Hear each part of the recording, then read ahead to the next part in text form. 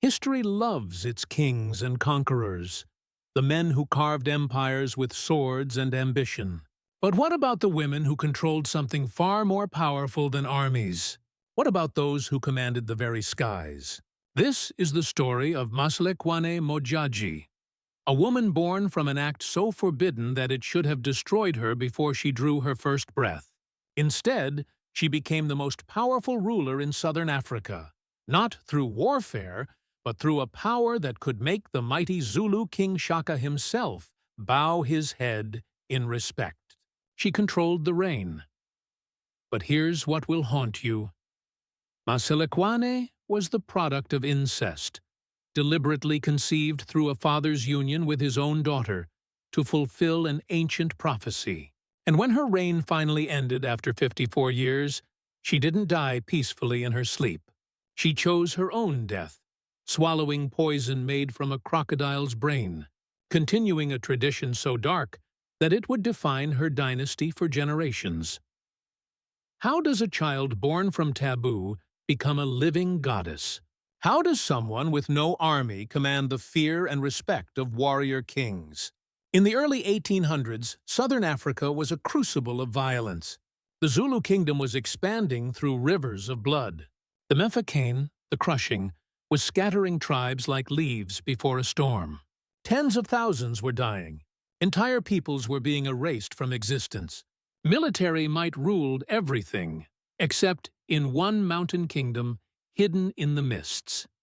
There, a young woman sat in absolute seclusion, deep within ancient forests, practicing rituals that her enemies called witchcraft and her people called salvation. Without a single warrior, she would create a realm of peace in an age of slaughter. But the price she paid, and the price her descendants would continue to pay, was written in blood, isolation, and deliberate death. This is a story about power that transcends violence, about the terrible cost of being chosen, about how a curse became a crown, and how one woman's reign would echo through 2 centuries, changing our understanding of what power really means. Picture southern Africa in the late 1700s. The sun beats down on golden grasslands that stretch to horizons painted with purple mountains. But beneath this beauty lies a world in violent transformation. The Monomotapa Kingdom in southeastern Zimbabwe, once mighty, once legendary, is fracturing. Portuguese colonizers probe from the east. Internal conflicts tear at ancient royal houses. The Karanga people, proud descendants of great Zimbabwe's builders, watch their world crumbling. In royal courts, whispers of prophecy mix with political calculation. The old ways, the sacred connection between rulers and the rain that means life or death in Africa, are being tested. This is where our story begins, not with Maselekwane, but with her grandmother, Zugundini, a princess who would carry stolen power south and plant the seeds of a dynasty built on the unthinkable. In a royal compound in the 1580s, something happened that would birth a legend. Whether it was prophecy, political necessity, or something darker, a Monomotapa prince was told by ancestral spirits that his bloodline held a power too precious to dilute. The ancient knowledge of rainmaking, the most valuable secret in a land where drought meant death. The spirits demanded the impossible. He must conceive a child with his own sister, Zugundini. What happened next would send ripples through time. Zugundini would flee south with stolen rain charms, sacred objects guarded for generations, pursued by those who wanted her dead for her transgression. She would survive. She would found a new people, and her descendants would eventually give birth to Maselekwane, the woman who would become the first rain queen, transforming taboo into tradition and shame into sovereignty. But to understand how Maselekwane rose to power, we must first walk the path her grandmother carved through fear, exile, and forbidden knowledge. The year is approximately 1580, and Zugundini runs. Behind her, the Monomotapa royal court erupts in scandal. She is pregnant by her own brother, a union that should bring death to them both. Traditional law is clear. Such violations of taboo contaminate the entire kingdom. She should be executed, her body denied burial, her name erased from memory, but clutched to her chest, wrapped in leopard skin. She carries something more valuable than her own life. Her father's rainmaking objects, the sacred horns, the secret medicines, the incantations passed down through generations of royal rainmakers. In the Karanga culture, these aren't mere superstitions. They represent the covenant between rulers and the divine forces that bring life-giving rain to the crops. Her mother helps her escape. Think about that for a moment. A mother choosing between tradition and her daughter, between social order and love. She watches Dzugundini disappear into the southern wilderness, carrying both shame and power into exile. Dzugundini travels for months. She crosses rivers that will later mark borders between nations. She passes through territories where her father's name means nothing, where she is just another refugee in a world full of them. She is pregnant, alone, and carrying stolen sacred objects. The journey should kill her. It doesn't. She arrives in what will become the Limpopo region of South Africa. The landscape here is different. Thick forests climb mountain gorges, mist clings to ancient trees, and the earth itself feels heavy with moisture. She settles in a place called Molototsi, gathering around her a small community of followers and outcasts. Dzugundini gives birth to a son in this new land. She names the settlement and the people after her royal lineage. They become the Lovedu, later known as the Balobedu. For generations, her descendants lead this small tribe, governed by male chiefs called Mokoto. They are peaceful. They are relatively prosperous. The rainmaking knowledge remains their secret weapon, used sparingly, building their reputation among neighboring tribes. But the matrilineal power that Dzugundini carried from Zimbabwe lies dormant. The prophecy that drove her brother to break the ultimate taboo that has not yet been fulfilled. Now we jump forward to around 1780. The Lovedu settlement has grown, but internal tensions simmer. Different families vie for influence. The male leadership structure imported from patriarchal traditions clashes with the ancient matrilineal knowledge of rainmaking. The community faces a choice: fracture into civil conflict or return to the old ways. The current Mokoto, the male chief, experiences what oral histories describe as a vision. Or perhaps it wasn't a vision at all. Perhaps it was cold political calculation wrapped in the language of prophecy. Perhaps he genuinely believed the ancestral spirit spoke to him. History gives us the act, not the motivation. The spirits, he claims, have given him a command. To restore peace and ensure the survival of the Lovedu, he must conceive a child with his own daughter. This child will become the first true rain queen, uniting the patriarchal leadership with the matrilineal rain-making power in one person. Imagine being that daughter. Imagine being told that the gods require this of you, that your body, your sacrifice, will save your people, that what society calls abomination, destiny calls necessity. The Mokoto impregnates his daughter. Just as Dzugundini was conceived through incest 2 centuries earlier, this new child will be born from the same taboo. Except this time, there is no scandal, no flight, no shame. This time, the act is ritualized, sanctified, transformed into sacred tradition. The pattern has been established. From this point forward, each rain queen will conceive her successor with a family member to keep the power pure, undiluted by outside blood. Around 1800, a daughter is born from this union. They name her Maselekwane, which means she who has been blessed. But Modjadji becomes her title. Ruler of the day. The first syllable Mod means ruler in the Lovedu language, while Jadji refers to the day, the time of light and life. From birth, Maselekwane is marked as different. She is not raised like other children. She doesn't play in the village. She doesn't attend communal gatherings. Instead, she is taken deep into the forests that surround Modjadji, the sacred compound, where she begins learning the secrets that will define her reign. Picture young Maselekwane in the forest mist. She is perhaps 7, 8 years old. Her teachers are elderly women who remembered Zugundini's stories, who have memorized every incantation, every ritual, every secret passed down through generations. She learns the sacred dances, the legobathale, where specific movements correspond to different weather patterns. She learns which plants, when burned at particular times, release smoke that speaks to the rain spirits. She learns the language of clouds, how to read the sky like others read human faces. But more than techniques, she learns isolation. A rain queen must remain separate from her people.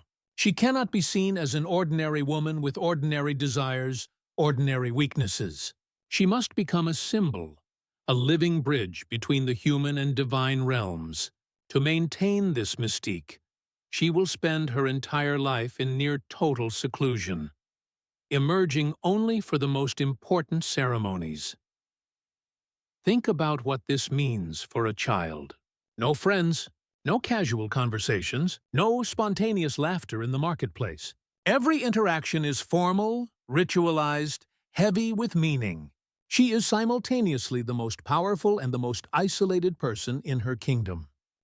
Maselekwane also learns the darker aspects of her inheritance. She learns about the poison derived from crocodile brains and spinal cords. She learns that when her time comes, when she has ruled her allotted years and chosen her successor, she will be expected to ingest this poison, dying in a ritual act of sacrifice that allows her power to transfer cleanly to the next Rain Queen. This isn't cruelty. In the Lovedu worldview, this is necessary. The Rain Queen isn't just a person, she is a vessel for ancestral power. Her death must be controlled, ritualized, so the power doesn't scatter or corrupt. Around 1800, Maselekwane undergoes the coronation ceremony that makes her officially Modjadji. She is crowned in secret rituals deep in the sacred forest. The details remain mysterious, deliberately so.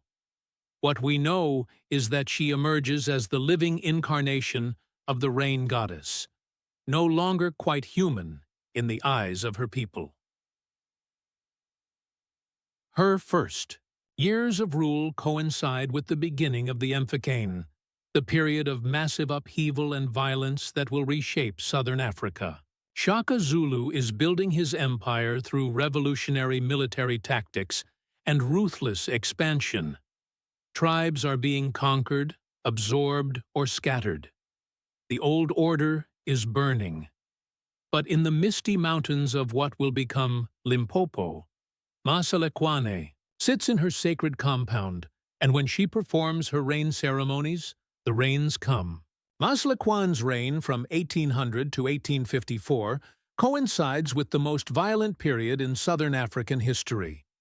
The Mfecane, meaning the crushing or the scattering, kills an estimated 1 to 2 million people. Entire tribes are wiped out. Survivors flee in all directions, creating refugee crises across the region. The Zulu Empire under Shaka Zulu and his successors is the primary engine of this violence. Shaka's military innovations, the short-stabbing spear, the buffalo horn formation, the brutal training regimens, create an army that seems unstoppable. Other tribes must either submit, flee, or be destroyed. Except the Balobedu. Here's what makes Maselekwane's achievement so remarkable. She has no standing army. The Balobedu are not warriors. They are farmers, craftspeople, keepers of cattle. By any rational calculation, they should be among the first victims of Zulu expansion. Instead, they become untouchable. Shaka, Zulu, the warrior king who bathes his spears in enemy blood, who executes his own soldiers for cowardice, who leaves pyramids of skulls in his wake, sends ambassadors to Maselekwane, not demands, not threats, polite requests for trade and alliance. Why? Because Shaka understands something that raw military power cannot solve. His empire depends on rain. His cattle need water.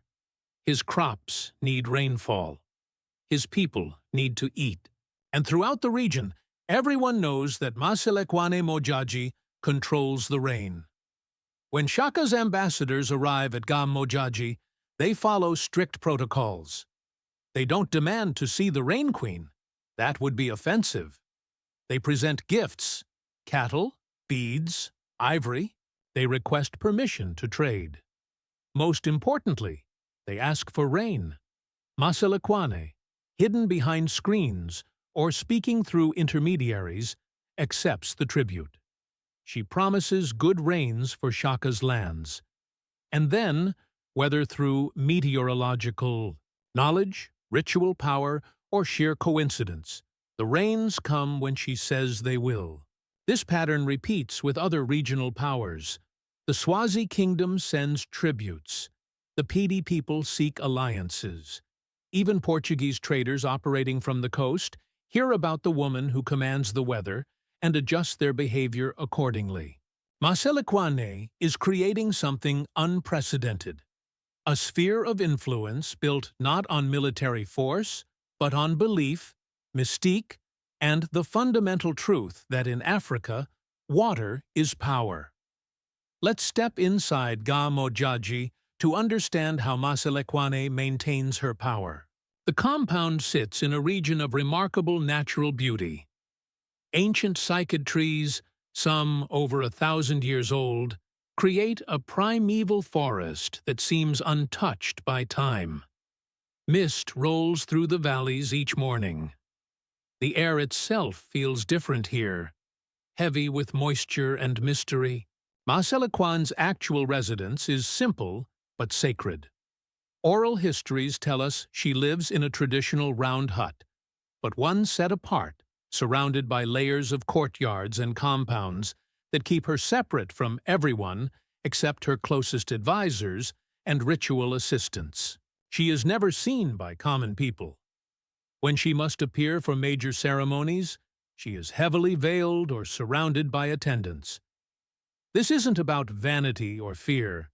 It's about maintaining the sacred aura that gives her power its effectiveness.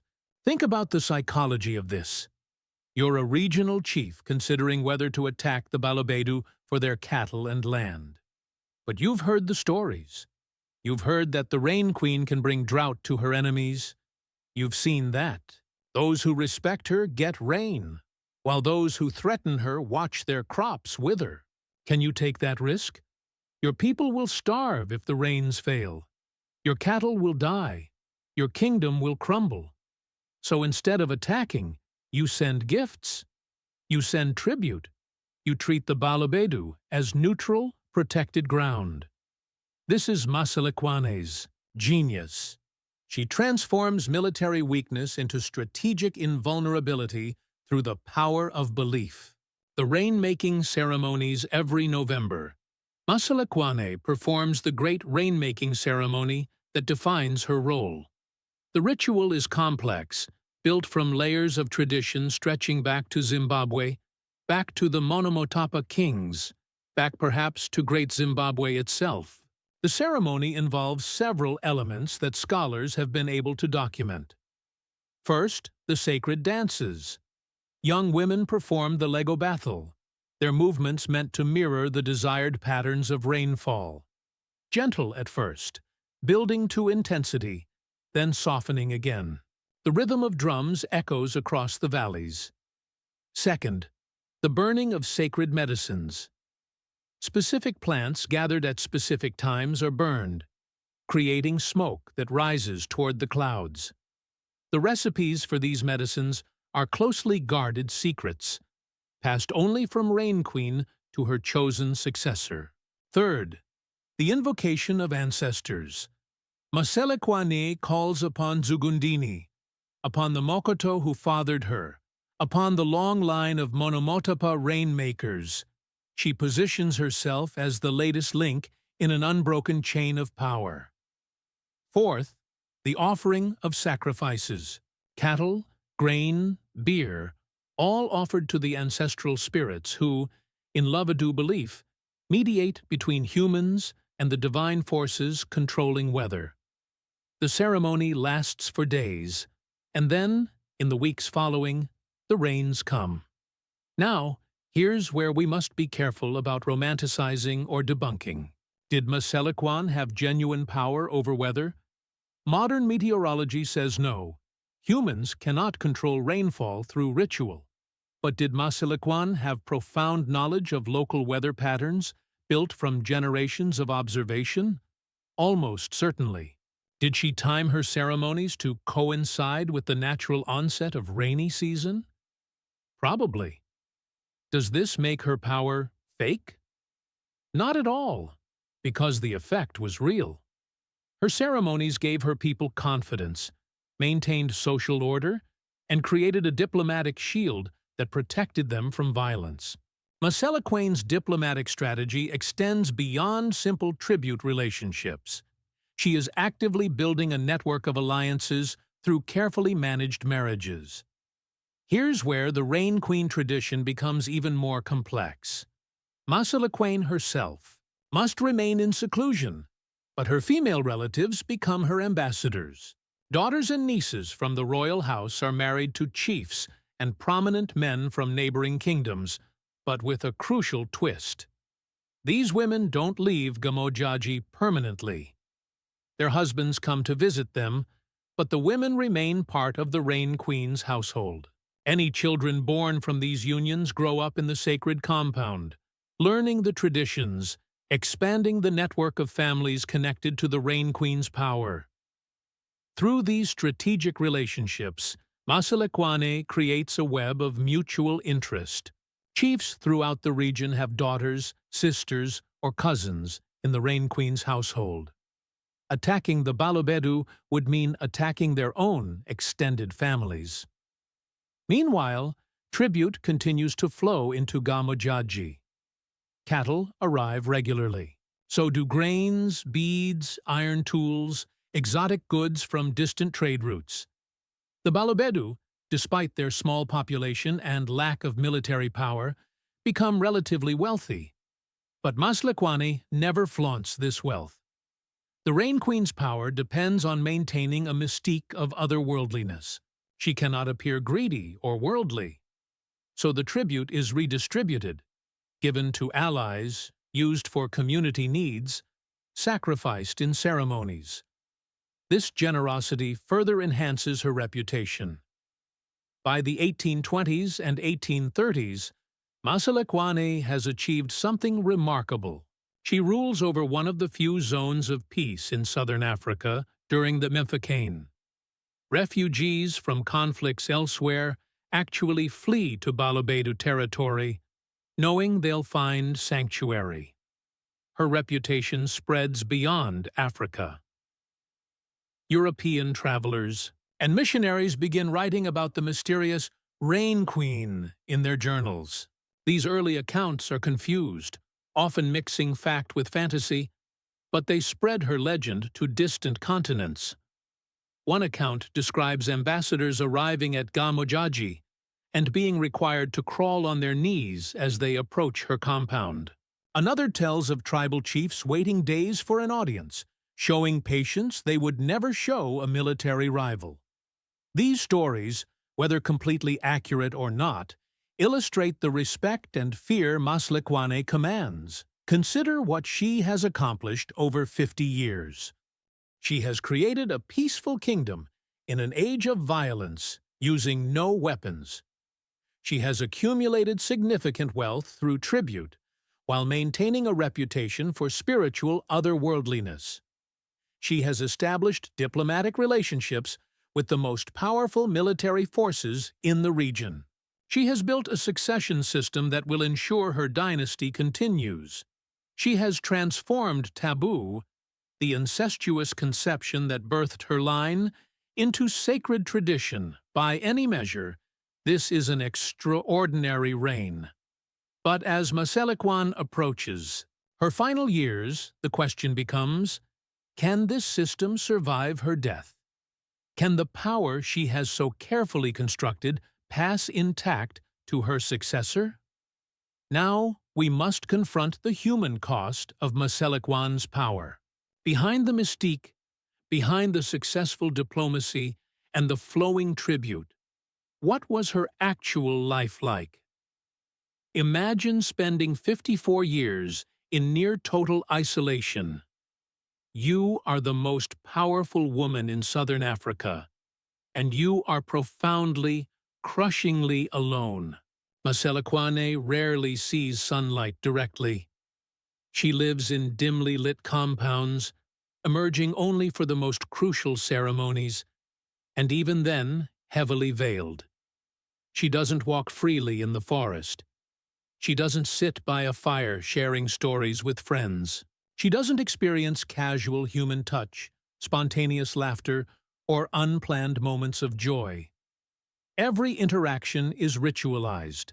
Every conversation has implications. Every word she speaks is analyzed for hidden meanings or prophetic significance. She cannot show weakness, doubt, or ordinary human emotion. She must always be the Rain Queen, mysterious, powerful, slightly inhuman. She has children, but even these relationships are complicated by ritual and tradition. Her daughters aren't raised by her in any normal sense. They are prepared to either continue the dynasty or become diplomatic pawns in marriage alliances. Love, in the ordinary maternal sense, becomes secondary to duty.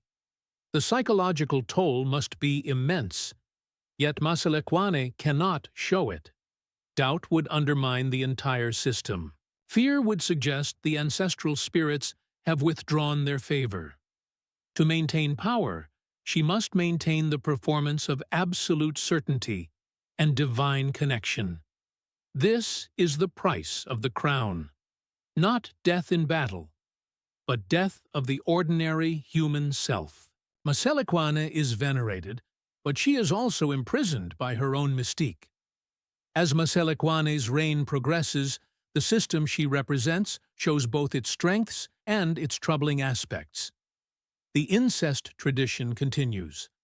Maselekwane must conceive her heir through union with a male relative to keep the rainmaking power pure. This isn't viewed as abuse within Lovedu culture. It's sacred duty. But from outside perspectives, both then and now, this practice raises profound ethical questions. What about agency? What about the psychological impact on the individuals involved? What about genetic problems that can arise from inbreeding? These questions don't have simple answers because we're looking at a culture with fundamentally different frameworks for understanding kinship, power, and obligation. The system protects the Balobedu from external violence, creates stability, and maintains their independence.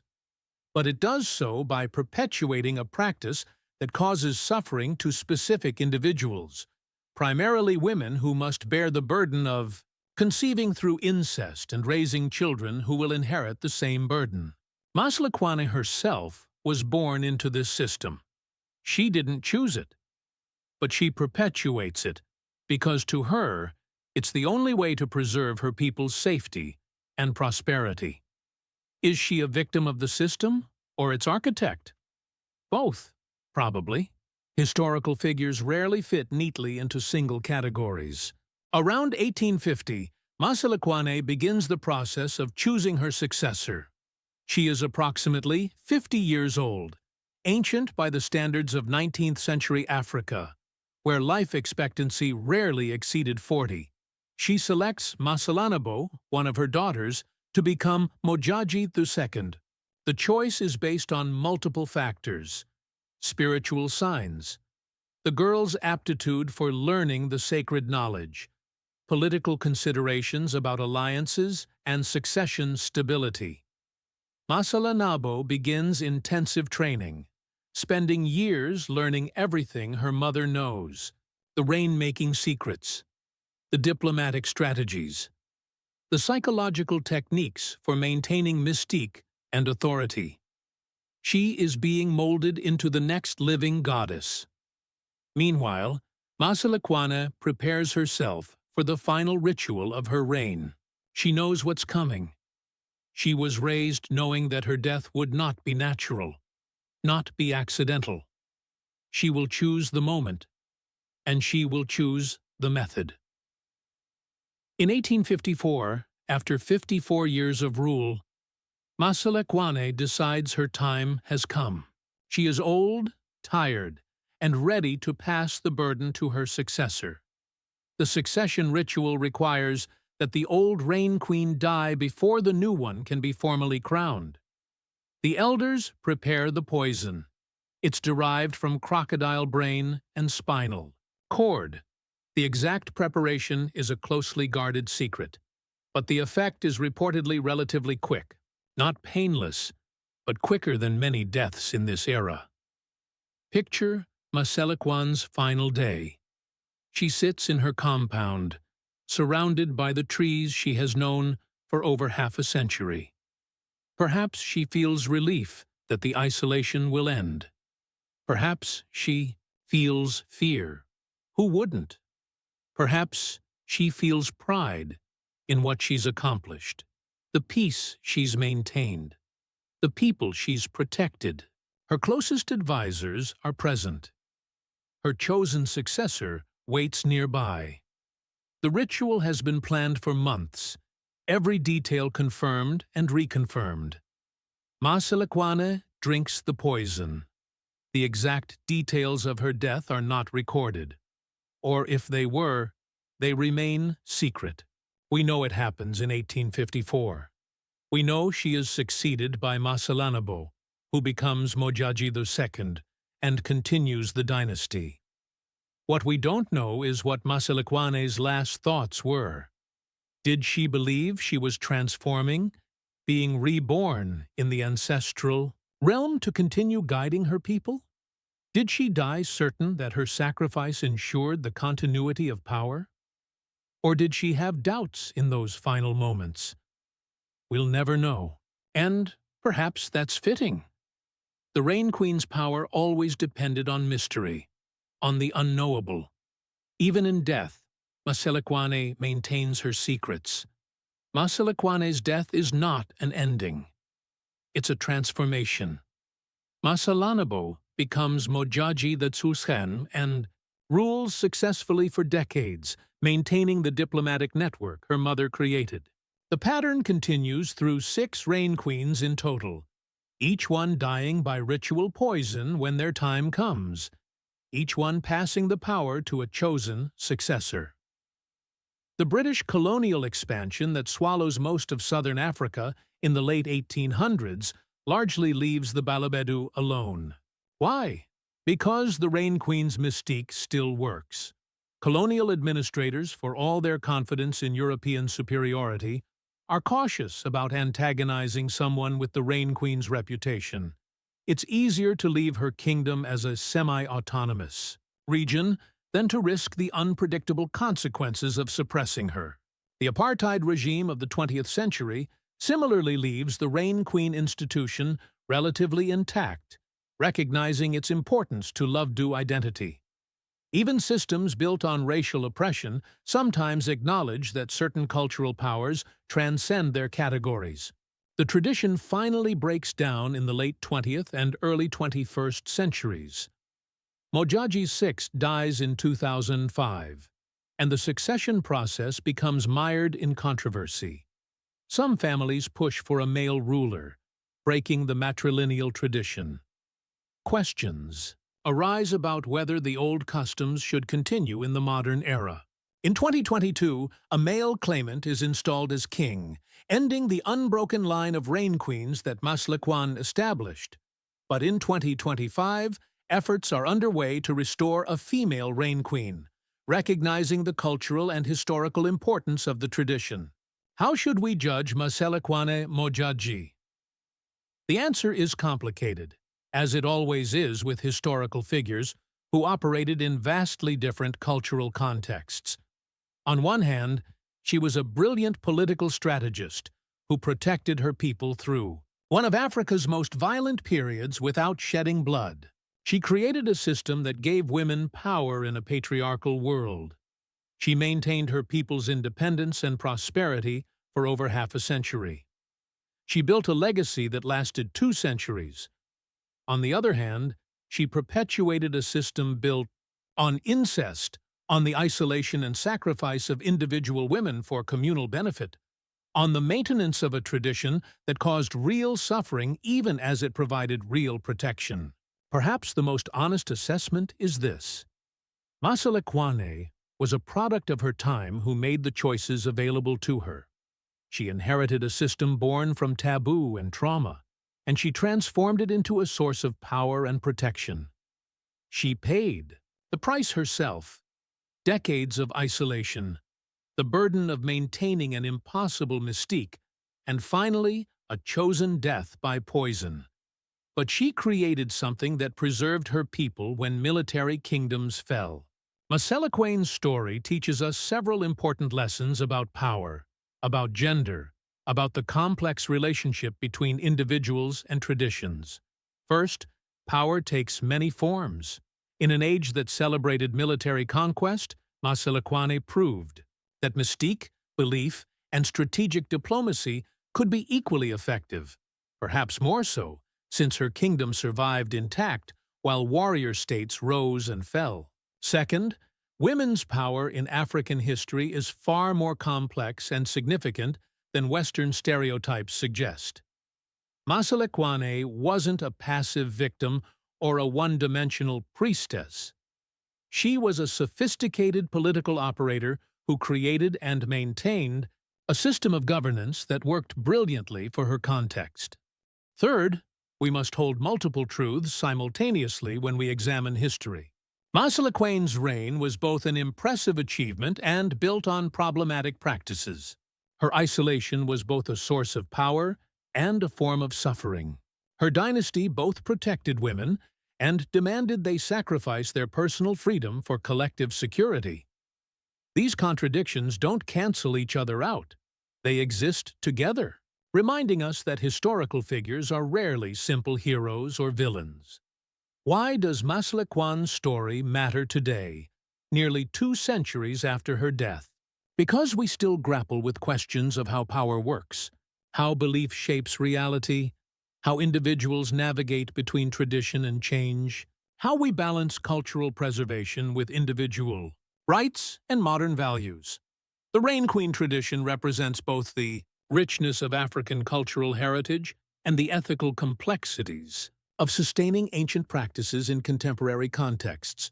The current debates about whether to restore the Rain Queen institution reflect deeper questions facing many societies. How much of tradition should be preserved? Who decides? How do we honor the past while addressing the needs and values of the present? Maselekwane also reminds us that leadership and power are not synonymous with violence. In our current world, where military might and aggressive posturing still dominate international relations, there's something profound in remembering that a woman with no army, no weapons, and no wealth beyond what others gave her voluntarily became one of the most respected rulers in southern Africa. Finally, her story challenges simplistic narratives about primitive African societies. The Rain Queen system was sophisticated political theater backed by deep meteorological knowledge, strategic marriage alliances, careful reputation, management, and psychological understanding of how belief shapes behavior. This wasn't superstition. It was a complex system of governance that worked. So here's what I want to leave you with. Maselekwane Modjadji spent 54 years in isolation, maintaining an impossible mystique, eventually swallowing poison to ensure her successor could take power. She did this to protect her people in an age of violence. She transformed taboo into tradition, shame into sovereignty, and weakness into invulnerability. Was she cursed? Was she blessed? Or was she simply human, making the best choices she could with the options available, accepting costs we might find unbearable, and leaving a legacy so complex that we're still trying to understand it 200 years later? What would you have done in her position? Could you have borne the isolation? Could you have maintained the performance for half a century? Could you have drunk the poison at the end? These aren't just historical questions. They're questions about what we value, what we're willing to sacrifice for others, and how we judge systems that create both protection and suffering. Maselekwane Modjadji, the first Rain Queen, remains one of Africa's most fascinating and complex historical figures, neither simply hero nor villain, neither victim nor oppressor, but something far more human and far more interesting than simple categories allow. Let me know in the comments. What's your take on her legacy? Do the ends, protecting her people, justify the means? The isolation, the incest, the ritual suicide? Should the Rain Queen tradition be restored? Or should it remain a powerful but completed chapter of African history? If this deep dive into one of Africa's most mysterious rulers fascinated you, subscribe for more stories of underrepresented historical narratives that challenge everything you thought you knew about power, gender, and leadership. Because history isn't just about kings and battles. Sometimes it's about a woman in a forest, calling down the rain, maintaining a mystique that protected her people better than any army ever could, and paying a price we can barely imagine.